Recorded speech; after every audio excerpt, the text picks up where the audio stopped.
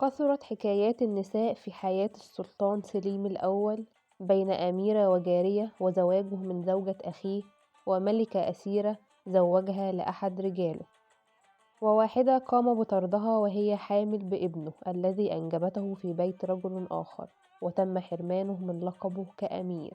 ده موضوع الفيديو النهاردة، هنتكلم عن علاقة سليم الأول بالنساء. بس ما تنسوش تشتركوا في القناة وتفعلوا الجرس وتعملوا لايك وكومنت وشير لو الفيديو عجبكم. يعتبر السلطان سليم الأول من أقوى السلاطين العثمانيين وأكثرهم غرابة. تميز بحدة الشخصية والغلاظة، وكان دائما متجهما الوجه لا يضحك، حتى أطلق عليه لقب سليم العابس. وانعكس ذلك بالسلب على علاقاته النسائية، حيث هناك الكثير من الحكايات حول علاقاته بنسائه، سواء زوجاته أو جواريه والأسيرات عنده. البداية هتكون مع تجلي بيجام، زوجة الشاه الأسيرة.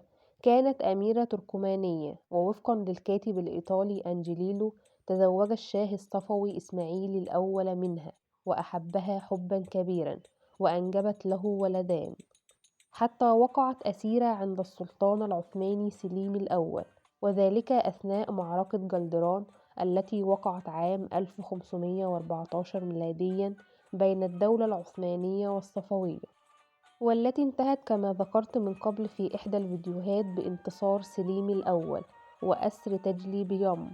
أرسل بعد ذلك الشاه إسماعيل وفدا إلى أماسيا، وحاول التفاوض معه من أجل إطلاق سراح زوجته، لكنه رفض وقام بتزويجها من أحد رجاله. تأتي بعد ذلك حكايته مع جاريته الحبلى التي طردها من قصره وهي حامل بولده أويس باشا، الذي ولد في منزل رجل آخر، وأصبح أخا غير شرعي للسلطان سليمان القانوني، وتم حرمانه من أن يكون أميرا أو ولي عهد للدولة العثمانية.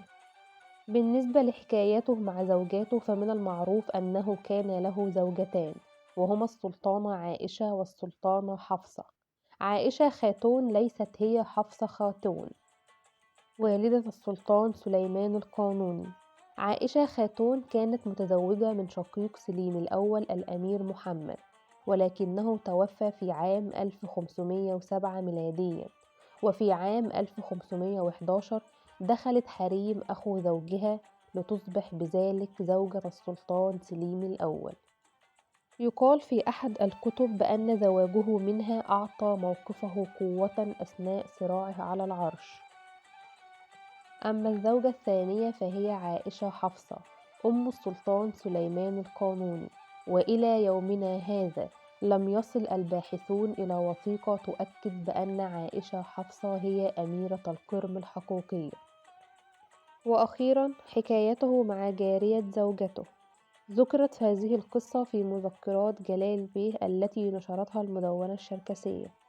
ذكر بأن كان للسلطانة عائشة حفصة جارية بارعة الجمال اسمها فلك خاتون، ولشدة جمالها قرر زواجها من أحد وزراء سليم الأول، لكنها كانت شديدة التعلق بالسلطانة عائشة حفصة ورفضت أن تتركها.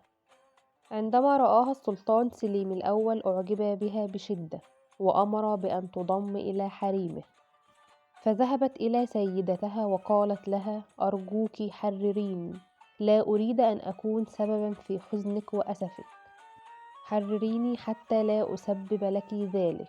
فقامت السلطانة عائشة حفصة بتحريرها، وابتعدت بعيدا عن القصر العثماني. أتمنى يكون الفيديو عجبكم، ما تنسوش الاشتراك في القناة واستنوا الفيديوهات الجاية. معايا أنا هنا علي في زي التاريخ ما بيقول.